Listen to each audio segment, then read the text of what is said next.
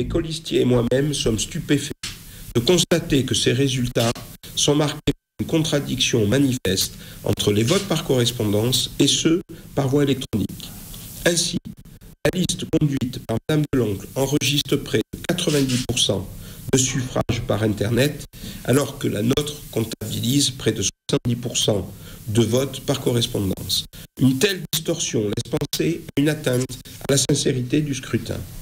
Nous considérons, au vu des éléments de preuve que nous commençons à rassembler, que les conditions de vote par Internet sont entachées d'un certain nombre d'irrégularités. Ainsi, nous avons notamment remarqué que des électeurs découverts lors des opérations de dépouillement avoir voté par voie électronique alors qu'ils n'avaient pris part au vote que par voie postale. Cet état de fait est d'autant plus grave que les écarts de voix sont extrêmement faibles, notamment dans le collège industrie où le différentiel entre les deux listes est de seulement quelques unités.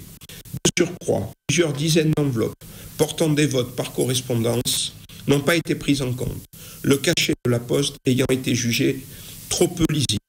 Nous avons acquis la certitude qu'une lecture technique infaillible pouvait tout à fait être obtenue des services de la Poste, de sorte que ces enveloppes auraient dû être dépouillées.